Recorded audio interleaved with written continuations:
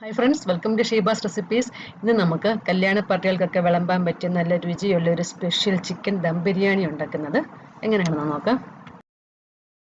അപ്പോൾ ആദ്യമേ നമുക്ക് ഒരു ബിരിയാണി മസാല തയ്യാറാക്കാം. അപ്പോൾ ഈ ബിരിയാണിക്ക് വേണ്ടുന്ന ഒരളവാണ് ഞാൻ കാണിക്കുന്നത്.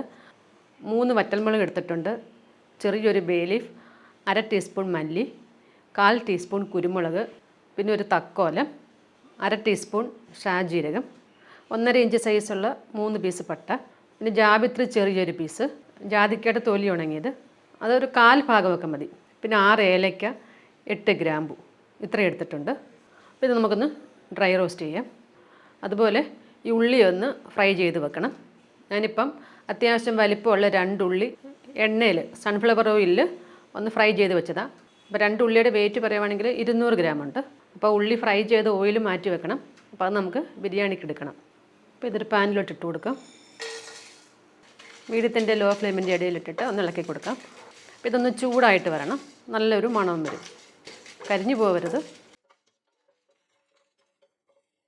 ഇതിപ്പോൾ നല്ലതായിട്ട് ചൂടായിട്ടുണ്ട്, നല്ലൊരു മണമൊക്കെ വരുന്നുണ്ട്. നമുക്ക് ഫ്ലെയിം ഓഫ് ചെയ്യാം. അപ്പോൾ ഇത് ആറി കഴിഞ്ഞിട്ട് ഒന്ന് പൊടിച്ചെടുക്കാം. ഇപ്പോൾ ബിരിയാണി മസാല ഒന്ന് പൊടിച്ചെടുത്തിട്ടുണ്ട്. ചെറിയൊരു തരിയോടുകൂടിയൊക്കെ പൊടിക്കാം, ഫൈനായിട്ട് പൊടിക്കണ്ട. അപ്പോൾ അതൊന്ന് അടച്ച് മാറ്റി വെക്കാം. അപ്പോൾ ഈ പൊടിച്ച മസാലയിൽ നിന്ന് 1 ടീസ്പൂൺ നമുക്കൊന്ന് മാറ്റി വെക്കാം.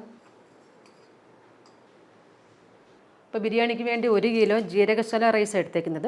അത് 4-5 പ്രാവശ്യം നല്ലതായിട്ട് കഴുകിയിട്ട് അരമണിക്കൂർ നേരം ഒന്ന് കുതിരാനിടണം.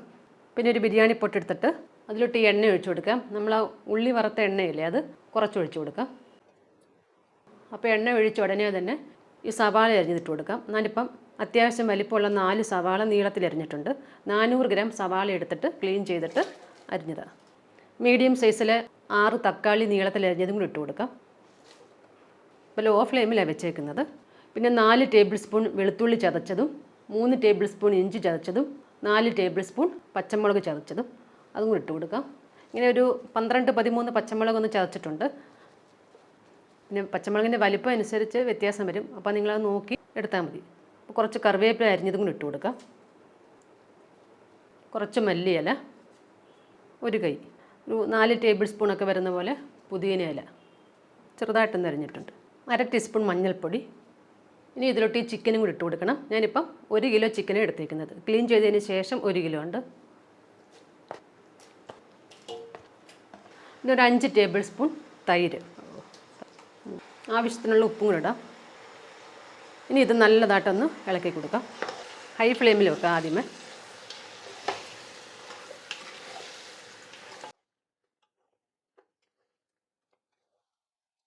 അപ്പോൾ ഇത് ഹൈ ഫ്ലെയിമിൽ 5 മിനിറ്റ് നേരം ഒന്ന് വഴറ്റി കൊടുക്കുക.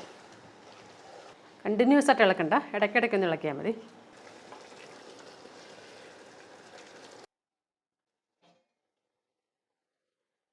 ഇതിപ്പോൾ ഒരു 5 മിനിറ്റൊക്കെ ആയിട്ടുണ്ട്. പിന്നെ ഇതിലോട്ട് ഫ്രൈ ചെയ്ത് ഉള്ളി ഇട്ട് കൊടുക്കാം. പിന്നെ നമ്മൾ ആ പൊടിച്ച് വെച്ച ബിരിയാണി മസാല അത് മുഴുവനും ഇടാം. അങ്ങനെ ഒരു 1.5-1.25 ടേബിൾ സ്പൂണൊക്കെ ഉണ്ടായിരുന്നു. 1 ടീസ്പൂൺ പെരിഞ്ജീരകം പൊടിച്ചത്, ഫ്രഷായിട്ട് പൊടിച്ചതായത്, നല്ലതായിട്ടൊന്ന് ഇളക്കി കൊടുക്കാം.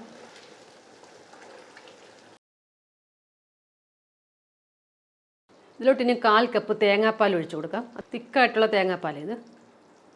അതുപോലെ 1/2 കപ്പ് വെള്ളം, ചെറിയ ചൂടുവെള്ളം, ഒന്നും കൂടെ ഒന്ന് ഇളക്കാം. അപ്പോൾ ഈ ഗ്രേവിയുടെ ഉപ്പ് നോക്കണം, പാകത്തിന് ഉപ്പിരിക്കണം. ഇനി ഇത് അടച്ച് വെച്ച് വേവിക്കണം. വേവിക്കുമ്പോഴും മുഴുവനും വേവിക്കണ്ട, പകുതിയെ വേവിക്കാവൂ. ബാക്കി റൈസും കൂടെ ചേർത്തിട്ട് വേവിക്കണം. അപ്പോൾ ഇത് മീഡിയത്തിൻ്റെയും ലോ ഫ്ലെയിമിൻ്റെ ഇടയിൽ ഒരു 10-12 മിനിറ്റ് നേരമൊക്കെ അടച്ചു വെക്കാം. അപ്പോൾ ഓരോ ചിക്കൻ്റെ വേവ് അനുസരിച്ച് വ്യത്യാസം വരും.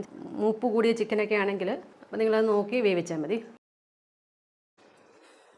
അപ്പോൾ ഇടയ്ക്കൊക്കെ ഒന്ന് ഇളക്കി ഇട്ട് കൊടുക്കണം.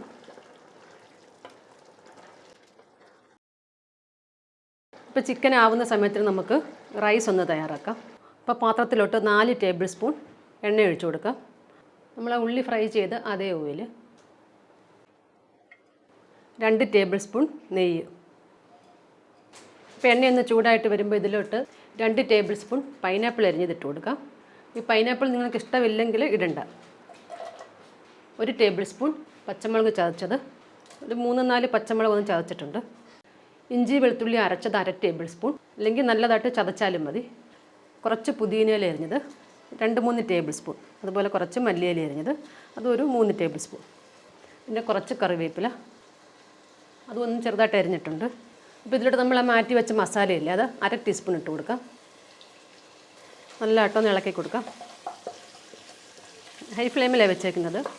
ഒരു 2 മിനിറ്റ് നേരം ഒന്ന് ഇളക്കാം. പൈനാപ്പിൾ ചേർക്കുമ്പോൾ നല്ലൊരു ഫ്ലേവർ ആയിരിക്കും.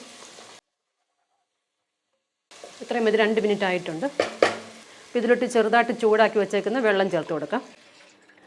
7.5 കപ്പ് വെള്ളം. 250 ml കപ്പിൽ 5 കപ്പ് റൈസ് എടുത്തേക്കുന്നത്. 1 കിലോ റൈസ്. ഇപ്പോൾ 1 കപ്പ് അരിക്ക് 1.5 കപ്പ് എന്നുള്ള കണക്കിലാണ് എടുത്തേക്കുന്നത്. 1/2 ടീസ്പൂൺ പെരുംജീരകം പൊടിച്ചത്, ഫ്രഷായിട്ട് പൊടിച്ചത്. പിന്നെ അത്യാവശ്യം വലിപ്പമുള്ള ലെമണിൻ്റെ പകുതി. ഉപ്പും കൂടെ ചേർത്ത് കൊടുക്കാം.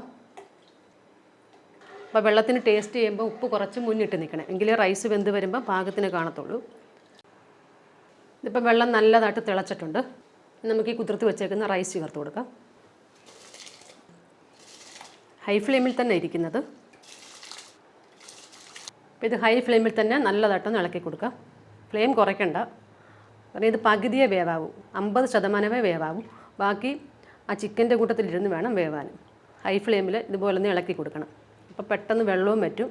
റൈസ് ഒരു പകുതിയൊക്കെ വേവത്തുള്ളൂ. ആദ്യമേ നല്ലതായിട്ടൊന്ന് തിളയ്ക്കട്ടെ. അപ്പോൾ നല്ലതായിട്ട് തിളച്ചിട്ടുണ്ട്.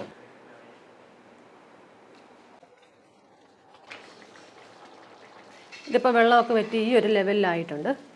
ഇനി ഫ്ലെയിം കുറച്ചൊന്ന് കുറയ്ക്കാം, ഒരു മീഡിയം ഫ്ലെയിമിലാക്കാം. എന്നിട്ട് ഇങ്ങനെ തന്നെ വെക്കാം, ഇടയ്ക്കൊന്ന് ഇളക്കി കൊടുക്കണം. അപ്പോൾ ഇത്രയും മതി. ഇപ്പോൾ ഒരു പകുതിയേ വെന്തിട്ടുള്ളൂ. കുറച്ചൊരു വെള്ളമയമായിട്ടായിരിക്കുന്നത്. ഇനി നമുക്കൊന്ന് മാറ്റി വെക്കാം. ഇപ്പോൾ ചിക്കൻ ഒരു പകുതിയൊക്കെ വെന്തിട്ടുണ്ട്. ഞാനിപ്പോൾ ഒരു 12-13 മിനിറ്റ് നേരം അടച്ചു വെച്ചേക്കുമായിരുന്നു. ഇടയ്ക്കൊന്ന് ഇളക്കിയും കൊടുത്തു. ഇത്രയും ചാറുണ്ട്. ഈ ഒരു രീതിയിലിരിക്കണം. ഇതിൽ കൂടുതൽ ചാറുണ്ടെങ്കിൽ തുറന്ന് വെച്ചിട്ട് ഒന്ന് വറ്റിക്കണം. പിന്നെ നമുക്ക് ദം ചെയ്യാൻ വേണ്ടി കട്ടിയുള്ളൊരു ദോശക്കല്ല് വെച്ച് കൊടുക്കാം. അപ്പോൾ അതിൻ്റെ മുകളിലോട്ട് വെച്ച് കൊടുക്കാം. ഇപ്പോൾ ഹൈ ഫ്ലെയിമിലാണ് വെച്ചേക്കുന്നത്. ഇതിൻ്റെ മുകളിലോട്ട് ഈ ചോറിട്ട് കൊടുക്കാം. ഇതിപ്പോൾ കുറച്ചൊരു വെള്ളമയം കൂടെ ചേർന്ന് ഇരിക്കുന്നതുകൊണ്ടാണ് ഇങ്ങനെ ഇരിക്കുന്നത്. പകുതിയേ വെന്തിട്ടുള്ളൂ. നിങ്ങൾ വേവിക്കുമ്പോൾ കറക്റ്റായിട്ട് വേവിക്കണം. ചോറ് വെന്ത് പോയെങ്കിൽ കുഴഞ്ഞു പോകും. അപ്പോൾ ആ ചോറിൻ്റെ ഒരു 1/4 ഭാഗത്തോളം ഇട്ട് കൊടുക്കാം. എന്നിട്ടൊന്ന് നിരത്തി ഇട്ട് കൊടുക്കാം.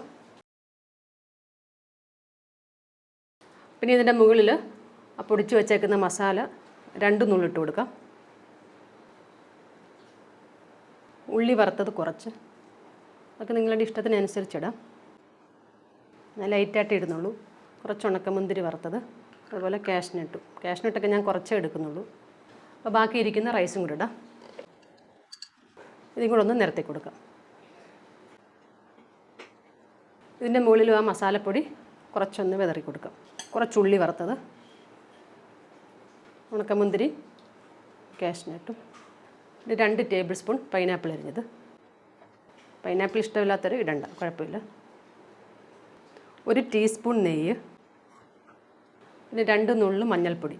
റൈസിന് കുറച്ച് നിറം കിട്ടാൻ വേണ്ടി ഒന്ന് വിതറി കൊടുക്കുക. പിന്നെ ഇതിൻ്റെ മുകളിൽ ഈ അലൂമിനിയം ഫോയിൽ പേപ്പർ ഒന്ന് കവർ ചെയ്യാം.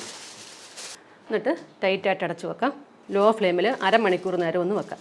അപ്പോൾ ഇതുവരെ ഹൈ ഫ്ലെയിമിലിരുന്നത്. ഇതിപ്പോൾ 30 മിനിറ്റ് ആയിട്ടുണ്ട്. ഫ്ലെയിം ഓഫ് ചെയ്തിട്ടുണ്ട്. ഇനി ഇത് ഉടനെ തുറക്കണ്ട.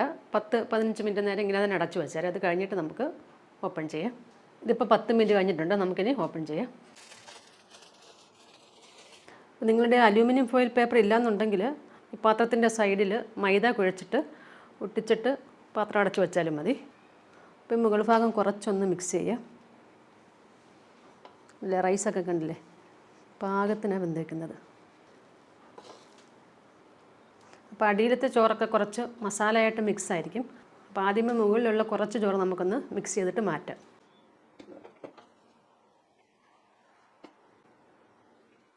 ഏറ്റവും അടിഭാഗം വരെ മിക്സ് ചെയ്യണ്ട. ചിക്കനിൽ മസാലയൊക്കെ ഇരിക്കണം.